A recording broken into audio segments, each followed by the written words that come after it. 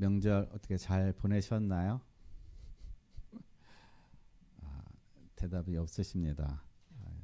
특징이 물어보면 대답을 안 하시는 것이 특징이에요. 그 얘기는 잘 보냈다는 사인으로 다 받아들이겠습니다. 제가 오늘 좀 이제 늘 느끼는 어떤 그러한 그 마음인데요. 이 주일날 새벽 예배 때 좀 기도를 좀 많이 하고 집중하잖아요. 그러면은 꼭 그날은 기도하고 한 어떤 그러한 거가 정 반대적인 어떤 그런 일들이 일어나요. 근데 그것을 늘 여러 번 제가 이제 경험을 합니다. 그래서 하나님 기도했는데 왜 그대로 안 이루어지고 왜 반대적인 일만 일어납니까? 자, 이런 어떤 부분들이 지금 몇 주간 이제 그런 주일날에 그런 좀 이제 기도를 좀 많이 하고 좀 집중해서 할 때 그런 어떤 상황들이 일어나는 걸 보면서 저에게 이제 오는 어떤 감동은 이제 그건 거예요. 우리 예배는 사실 사람이 많고 적고의 어떤 그런 문제가 아니라는 겁니다. 그거에 우리 어떤 영향을 받는 것이 아니라 정말 하나님 앞에 나 개인이 정말 바로 서 있고 하나님 앞에 정말 예배자로 먼저 내가 쓰는 것이 중요한 어떤 그러한 어떤 부분들 그런 것들이 마음에 많이 와 닿는 부분이에요. 그렇지만 또 안 보이시는 얼굴에 대해서는 사람인지라 조금 아쉬운 마음이 사실상 없지 않아 있기는 하는 것입니다. 그러나 각각의 어떤 여러 가지 형편과 상황이 함께하지 못하는 어떤 그런 부분들이 있기에 있는 현장에서 그 현장에서 같이 또 예배로 이렇게 하나님 앞에 영광 들리는 그런 귀한 또 시간이 되시기를 바라겠습니다. 그래서 오늘 말씀이 어떻게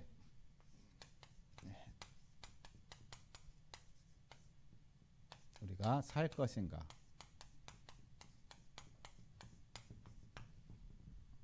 우리가 어떻게 살아야 되느냐? 이게 아주 중요해요. 세상은 삶에 대해서 뭔가 스펙이라든지 아니면은 뭔가 성공을 위한 그런 많은 것들을 이렇게 쌓게 만듭니다. 그것을 또 가지게 만들어요. 그리고 또 그렇게 가르칩니다. 그래서 오직 나의 성공을 위해서만 달려가게 만드는 겁니다. 옆에 사람 내 뒤로 주변을 돌아보지 못하게 오직 성공을 위해서는 모든 것들을 다 어떻게 다 차단하고 오직 한 가지 거기에만 집중하게 만드는 것이죠. 그러다 보니까 사실 많은 지금 시대에 많은 우리 젊은이들 또 많은 사회적인 문제들이 이 개인주의가 되어져 가고 또 서로를 배려하지 못하고 참고 기다려주지 못하는 어떤 그러한 삶이 되어지고 있다는 사실인 것입니다. 이러한 부분들이 사실 우리가 무엇을 보고 무엇을 듣고 내가 무엇을 배우느냐에 따라서 그래서 삶이 그래서 달라지는 것이에요. 그래서 오늘 우리가 어떻게 살 것이냐 중요한 것은 우리의 삶은 예배인 것입니다. 삶이 예배인 것. 예배가 따로 있는 것이 아니라 삶 자체가 예배라는 것입니다. 그래서 이것을 우리가 영적 예배다라고 얘기하는 거예요. 영적 예배라고 하면은 뭔가 우리가 거룩함, 뭔가 특별하게 우리가 분리해서 하는 어떤 그런 예배 그것만 얘기하는 것이 아니라 실질적인 진정한 예배는 바로 삶의 예배가 되어지는 것이죠. 그래서 사도 바울은요, 이 로마서를 우리가 지금 1장부터 쭉 12장까지 오늘 이제 12장까지 왔는데 로마서 1장부터 11장까지는요, 뭘 얘기하느냐? 우리는 다 죄 아래 있다라는 거예요. 이걸 얘기해 주고 있는 거예요. 모든 사람은 하나님을 떠난 모든 사람은 다 제 아래 있다. 그래서 이 죄에 대한 것들이 율법을 통해서 어떻게 해요? 정죄를 받고 있다. 그래서 율법을 통해 정죄를 받고 있기 때문에 모두가 다 어떻게 해요? 사망 가운데 있다는 걸 얘기하는 것이에요. 다 죽음 가운데 있다는 것입니다. 즉 멸망 가운데 있다는 거예요. 그래서 하나님이 우리를 어떻게 해요? 죄로 말미암아 사망 가운데 있는 우리를 무엇이래요? 믿음으로 하나님 우리를 구원해 주셨다는 사실이에요. 그래서 1장부터 11장까지는 계속 이 문제를 얘기하고 있는 거예요. 그래서 우리는 하나님께서 우리를 어떻게 해요? 은혜의 믿음으로 말미암아 우리를 구원해 주셨다는 거예요. 이게 로마서 1장부터 11장까지 이론적인 부분이라는 것입니다. 이론.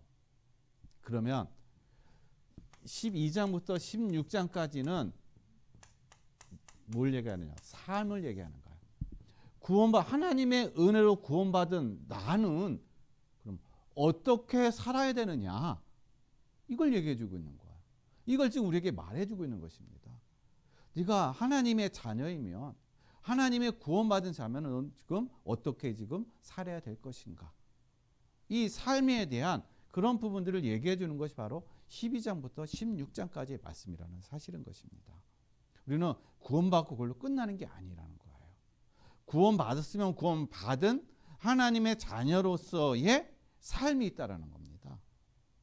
이걸 우리가 놓쳐버리면은 구원을 우리가 어때요? 가치 없게 여기는 것이죠. 그래서 세상이 교회를 향해서, 세상이 성도를 향해서 손가락질하고 하는 이유가 뭡니까? 이게 안 되니까 그러는 거예요. 삶이. 그래서 세상이 교회를 향해서 손가락질하고 교회를 향해서 뭐라고 하는 그 자체는요, 많은 사람들이 교회 이기라고 얘기합니다. 근데 교회 이기가 아니라 도전이라는 거예요. 어떤 도전? 우리가 도전을 받아야 된다는 겁니다. 왜 세상이 교회를 향해서 그렇게 할까? 구원은 받았는데 삶이 안 되는, 이거에 대한 우리가 도전이 되어야 되는 거예요.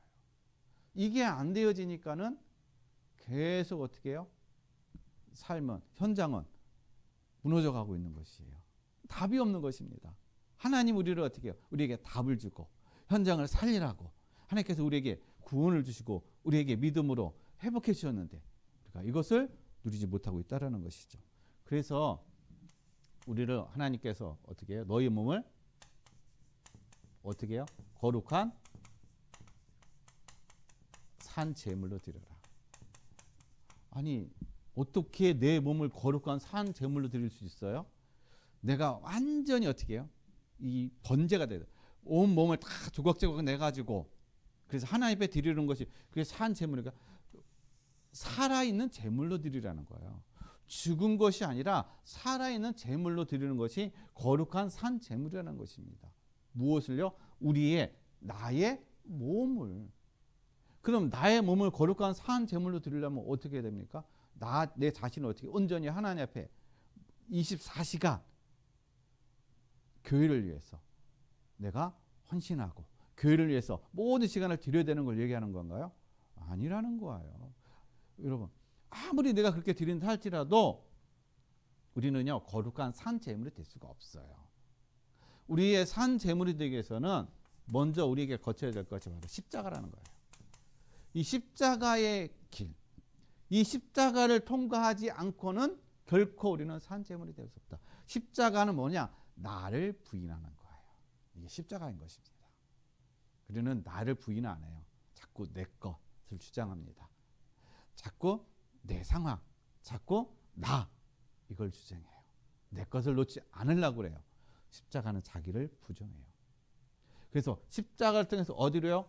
부활로 와야 된다는 거예요. 여기.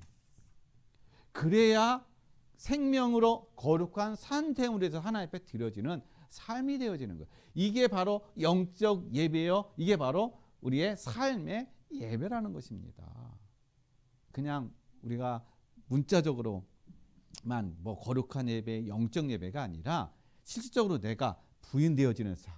그래서 부활을 통해서 내가 그리스도와 함께 다시 사는 그러한 삶의 자리로 나오는 것. 그게 바로 거룩한 산 제물로 드려지는 우리의 영적 예배라는 거예요.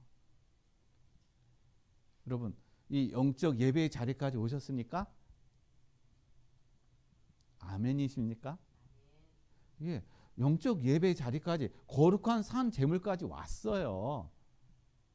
십자가를 통과하고 부활의 생명으로 다시 어떻게 해요? 하나님 우리를 회복해 주셨다라는 겁니다.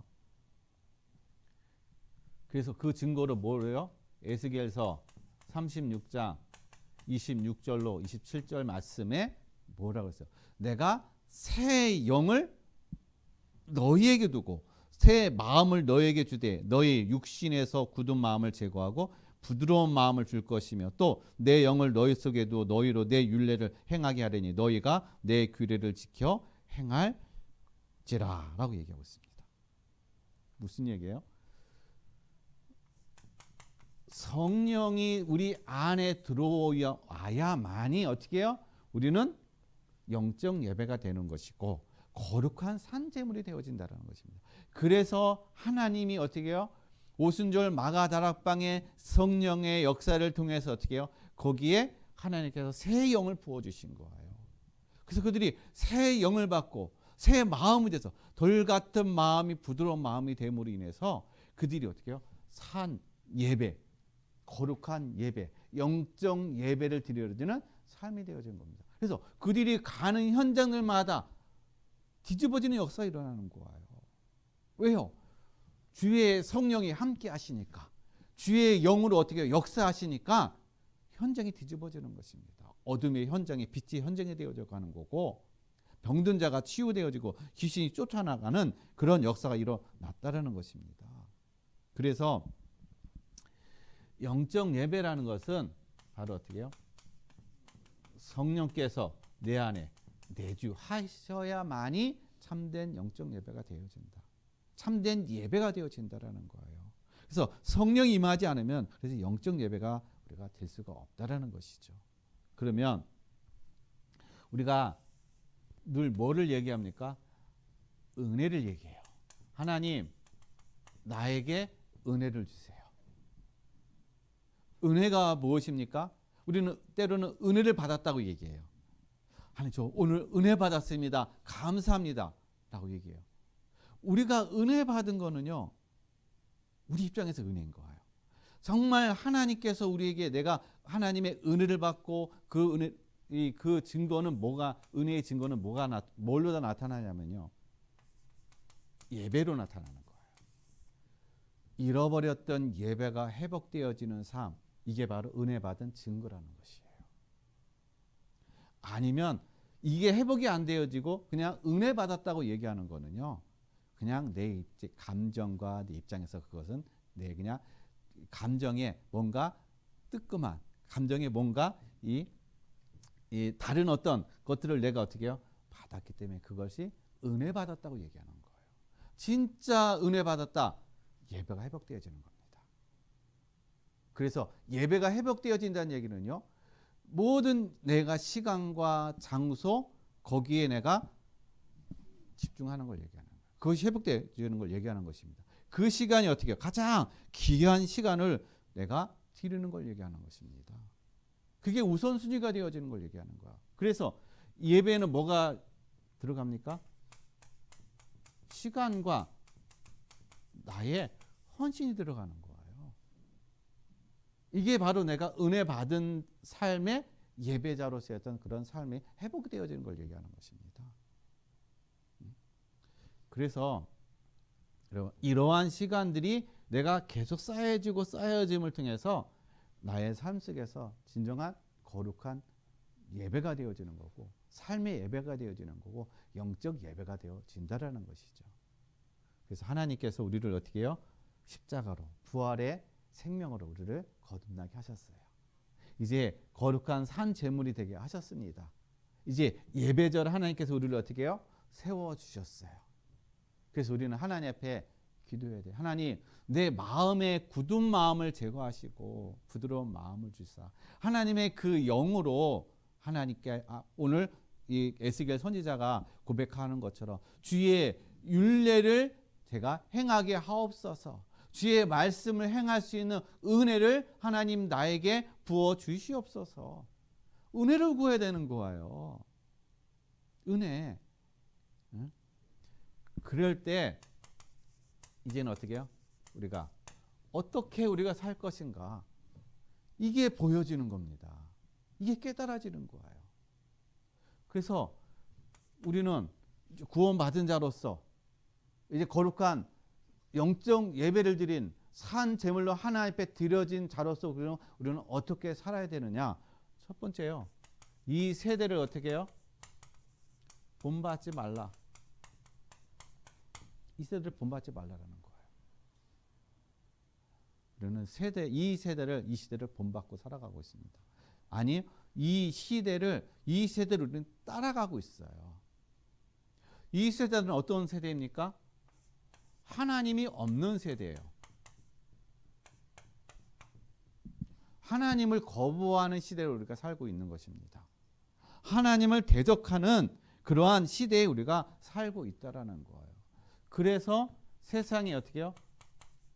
풍조. 여러분, 세상의 풍조라는 건요, 세상 시대의 흐름을 얘기하는 거예요.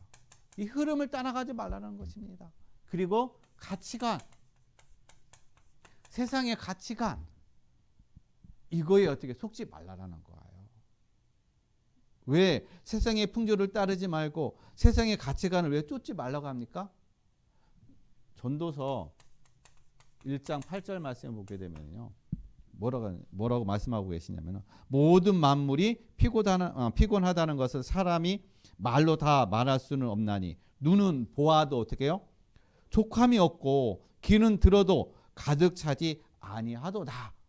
아무리 보고 아무리 들어도 어떻게 해요? 만족함이 없다라는 거예요. 족하지 않다라는 것입니다. 어떤 것이요? 세상의 풍조, 흐름과 가치관은요, 잠깐 있다 없어지는 거예요. 영원하지 않다라는 것입니다. 근데 영원한 것처럼 우리가 이것을 속고 있는 거예요.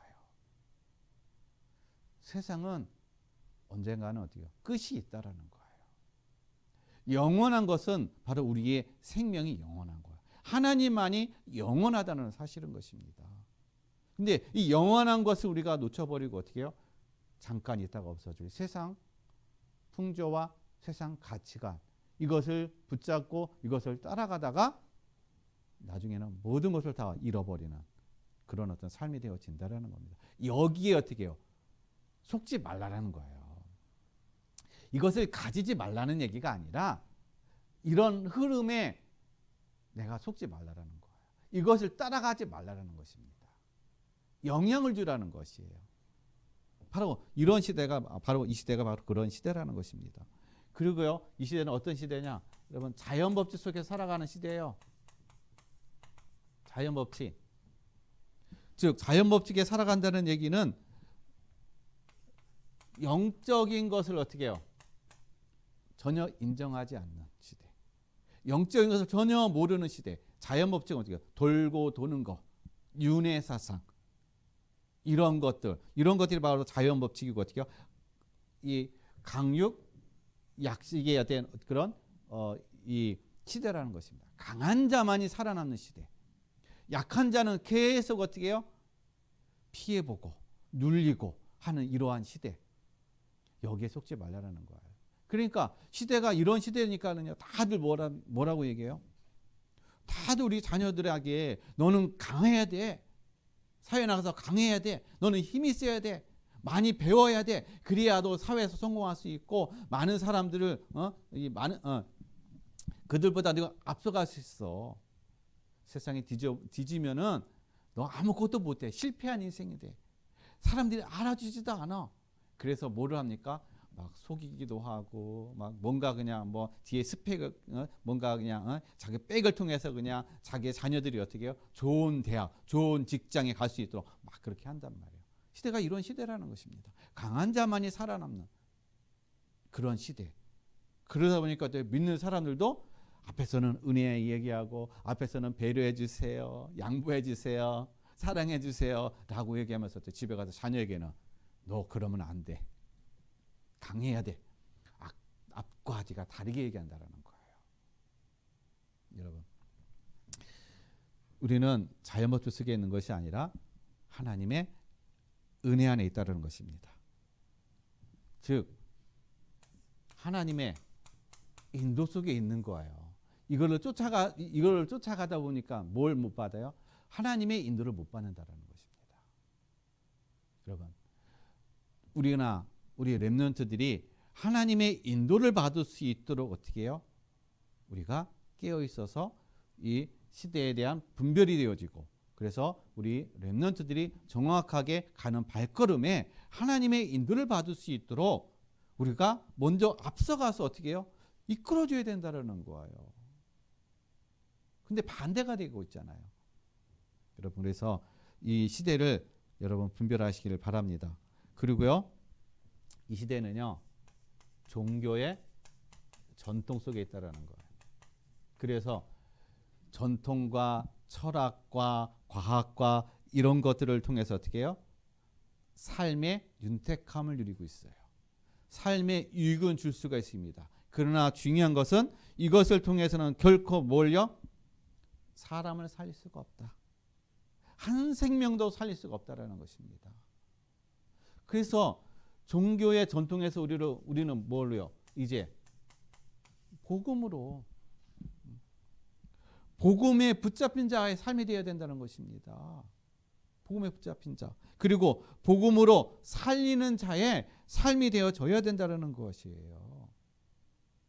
그렇다면 내가 복음에 붙잡힌 자여, 복음을 통해서 내가 살리는 자의 삶이 되어지기 위해서는 어떻게 되느냐?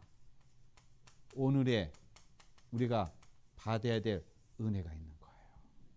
오늘의 은혜. 오늘 내가 받아야 될 은혜를 놓쳐버리면, 오늘 받아야 될 은혜를 내가 어떻게 받지 못하면 점점 내 영혼은 말라간다는 것이에요. 병들어간다는 거예요. 그 얘기는 하나님의 인도를 받지 못하는 삶이 되어진다는 것이에요.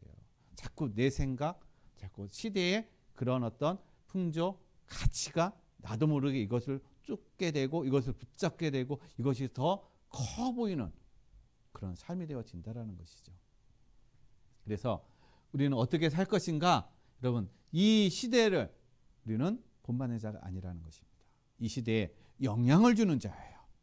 이 시대를 살리는 자라는 사실인 것입니다. 여기에 대한 정확한 여러분 응답을 누리시기를 바랍니다.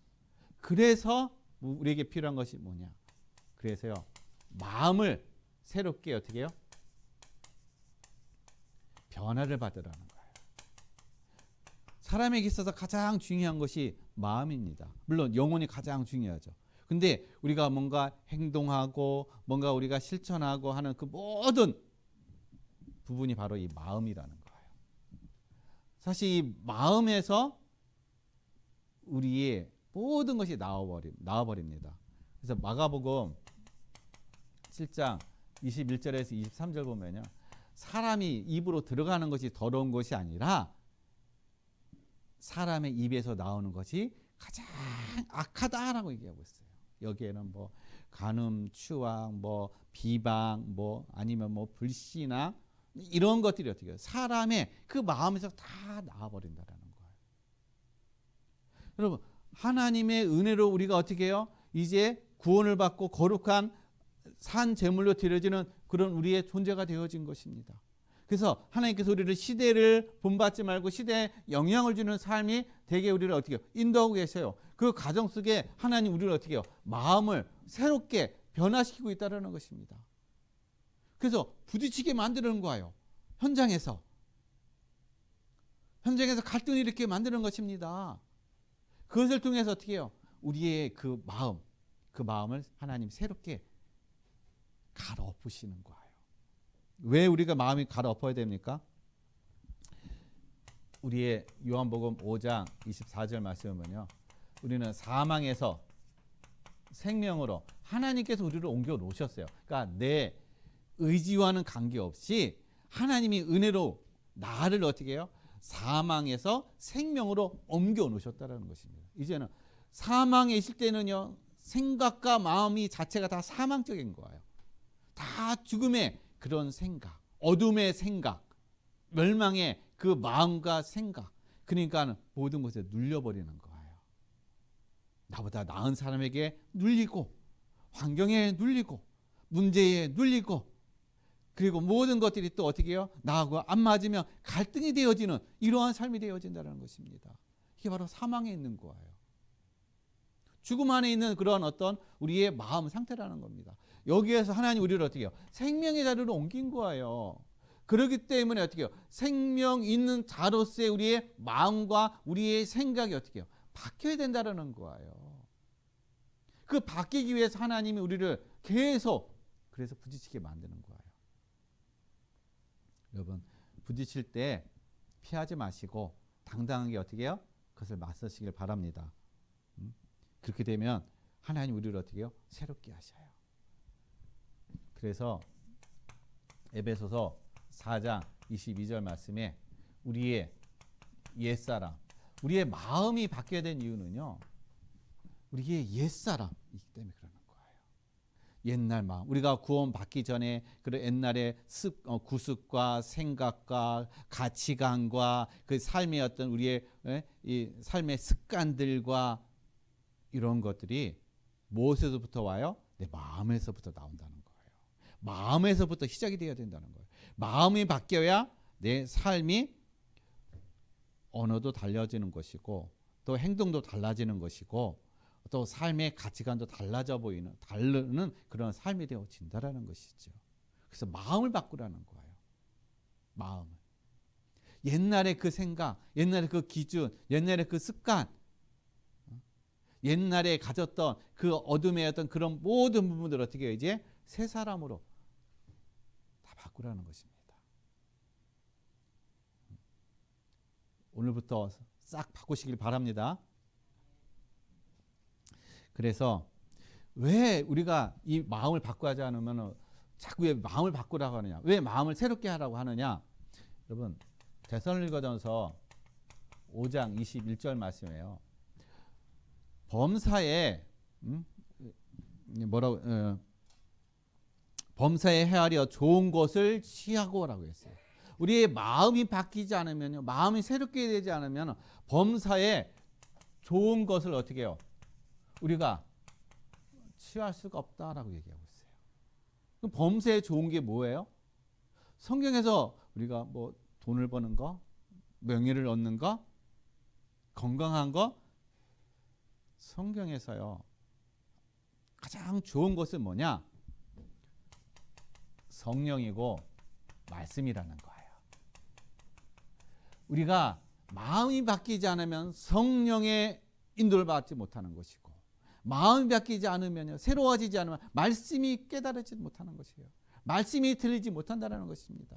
즉 말씀을 붙잡지 못한다는 거예요. 어떨 때요? 내가 어려울 때, 내가 힘들 때, 고난이 왔을 때,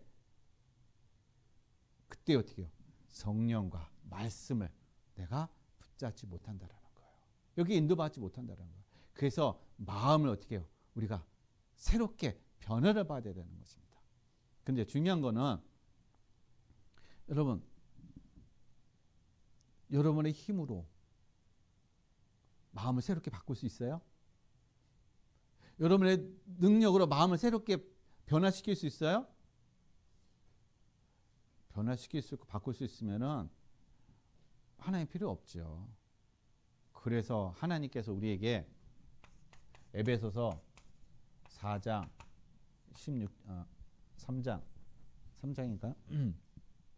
3장 16절에 하나님이 이렇게 성령의 능력으로 속사람을 강건케 하옵시고, 기도.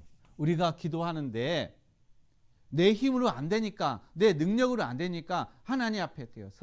성령님께서 내 안에 내 속사람을 강건케 하시옵소서.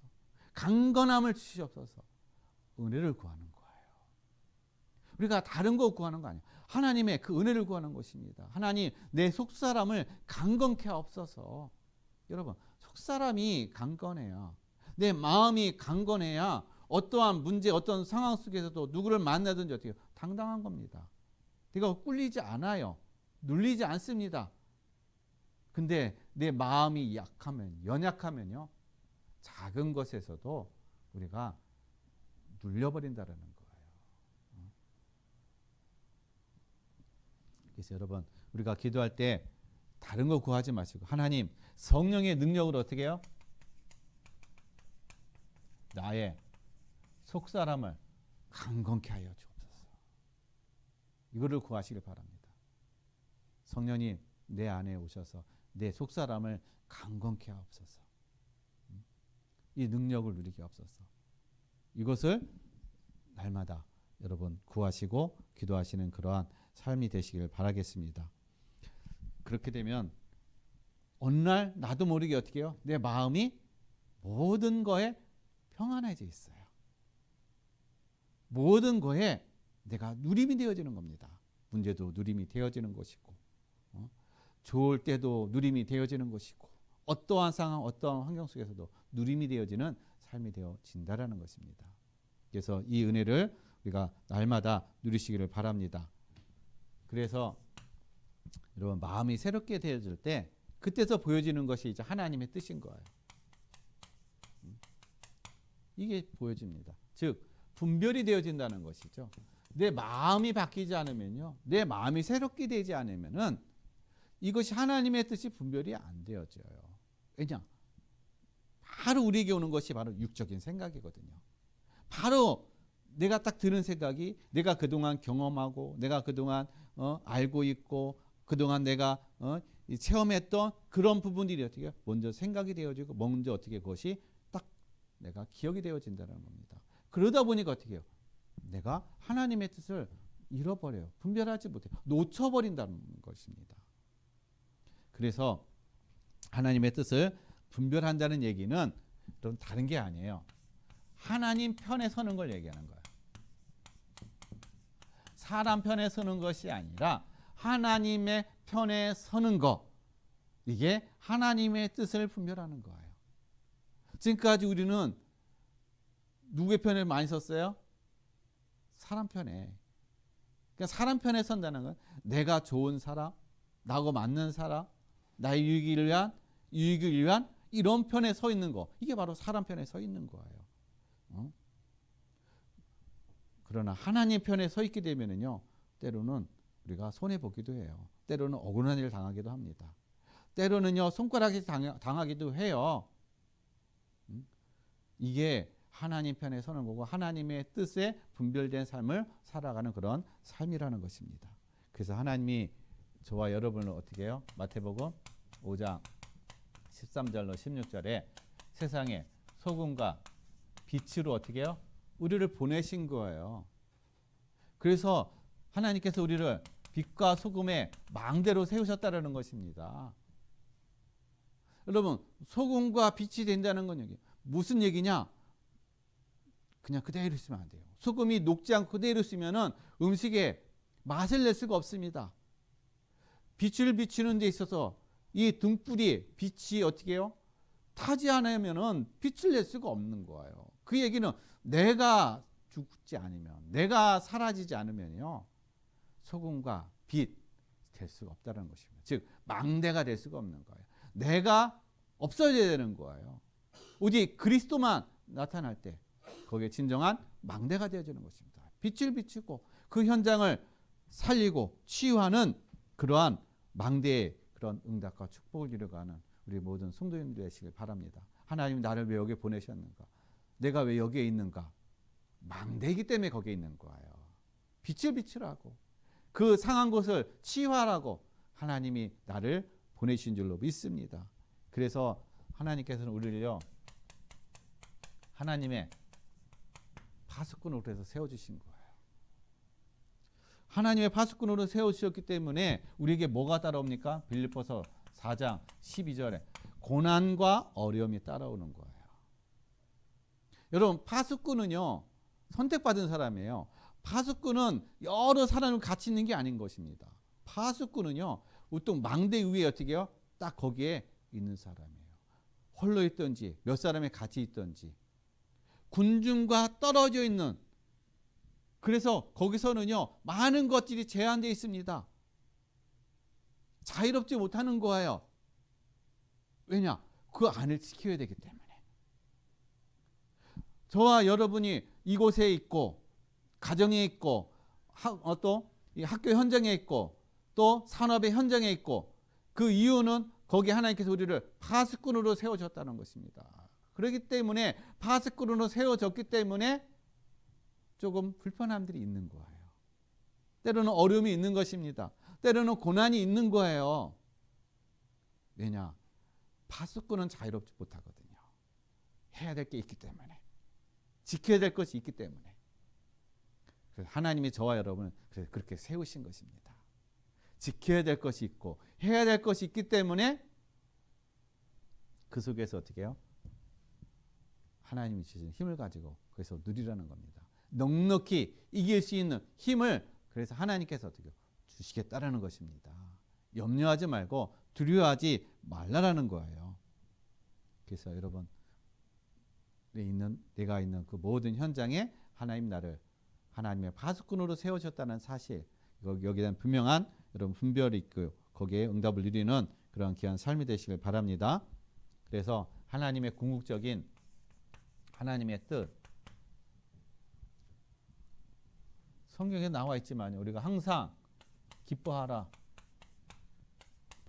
쉬지 말고 기도하라, 범사에 감사하라. 살전 5장 16절로 18절 말씀. 여러분, 항상 기뻐하라, 쉬지 말고 기도하라, 범사에 감사하라 라고 말씀하고, 이게 너희를 향하신 그리스도 안에서 너희를 향하신 하나님의 뜻이니라 라고 얘기했어요. 이게 하나님의 뜻이래요. 항상 기뻐하래요. 항상 쉬지 말고 기도하래요. 범사에 모든 것에 감사라고 합니다. 말씀을 내가 모르면요, 말씀을 못 잡으면은 이거에 계속 속아버리는 거예요. 왜 하나님이 이 말씀을 하셨을까요? 반대되는 일이 우리 삶 속에서 계속 일어나니까는 거기에 속지 말라는 겁니다. 기쁨, 이 반대는 어떻게 해요? 슬픔이요. 슬픔의 일이 많이 일어난다는 거예요. 고통의 일이 많이 일어난다는 것입니다. 그래서 어떻게 해요? 그 슬픔과 고통에 빠지지 말라는 거예요. 기도하라. 기도하지 못할 상황이 온다라는 거예요. 그러나 어떻게 해요? 그 상황이 오기 전에 늘 기도 속에서 기도를 누리라는 것입니다. 감사하지 못할 상황이 온다라는 거예요. 그러나 범사의 모든 것에 그 감사하지 못할 상황이 온다 할지라도 그 상황까지도 감사할 수 있는 그러한 훈련, 그러한 마음, 그런 우리의 마음과 생각이 어떻게 해요? 강건함. 속사람이 강건해져야 이것이 그대로 누려진다라는 것입니다. 그래서 이번 한 주간도 우리가 어떻게 살 것인가, 하나님이 우리를 빛과 소금으로 망대로 세우셨어요. 하나님의 파수꾼으로 세우셨습니다. 하나님 성령의 능력으로 내 속사람을 강건하게 해주시고 늘 기뻐하고 기도 속에서 늘 감사가 되어지는 삶이 되게 해 주시옵소서. 이걸 가지고 여러분 늘 누리시길 바랍니다. 이게 하나님의 자녀가 누릴 삶이고 또 살아가는 이유고 또 사는 힘이라는 사실인 것입니다. 그래서 한 주간도 정말 하나님의 응답과 축복을 누리는 모든 성도님의 삶이 되시길 바랍니다. 그래서 결론으로 말씀드리겠습니다. 그래서 하나님 우리를 어떻게 해요? 왕 같은 왕으로, 어떤 왕이요? 거룩한 왕으로 우리를 그 직분을 감당하셨어요. 그래서 베드로전서 2장 9절 말씀. 왕은 뭐 하는 겁니까? 다스리는 거예요. 왕은 다스리는 겁니다. 그리고 우리는 뭘 다스려요? 흑암을 다스리는 거예요. 이 권세를 주셨습니다. 우리 현장에 얼마나 많은 흑암이 있습니다. 이 흑암이 우리를 덮쳐와요. 우리를 어떻게 해요? 힘들게 합니다. 때로는 공격해요. 여러분 이것을 다스리는 거. 이 권세를 주셨어요. 뭘 가지고? 왕적 권세를 가지고. 그리고 제사장이라는 것입니다. 제사장은 뭐 하는 거예요? 죄를 용서해주고 하는 어떤 그런 역할을 감당하는 겁니다. 즉 용서, 어떤 사람을 용서해요? 원수까지도 용서하고 사랑하는 그런 거룩한 제사장. 이 삶이 되어져야 되는 것이. 이 삶을 누리라는 것입니다. 원수도 사랑할 수 있는 그 죄, 어떠한 죄든지 어떻게 다 용서할 수 있는 그런 거룩한 제사장으로 하나님 우리를 어떻게 해요? 세우시고 보내셨다라는 것입니다. 또한 하나님 우리를 어떻게 해요? 선지자. 세상은 소망이 없어요. 왜냐? 다 멸망 가운데 있기 때문에. 그래서 제사장으로서 하나님 우리에게 많은 사람들에게 소망을 주는 그러한 제사장의 그런 직분의 응답과 축복을 누리시는 우리 모든 성도님들 되시기를 예수 그리스도 이름으로 간절히 축원드리겠습니다. 기도하겠습니다. 하나님 아버지 감사드립니다. 오늘 우리가 어떻게 살 것인가, 하나님 우리의 삶에 많은 문제, 세 속에 있고 또 많은 유혹들이 있습니다. 이 속에서 시대를 분별하게 해주시고 또 마음이 새롭게 되어서 하나님의 뜻을 분별해가는 귀한 삶이 되게 하시고 증인이 되게 하여 주시옵소서. 감사함을 드리며 거룩하신 예수 그리스도 이름으로 기도드렸습니다. 아멘.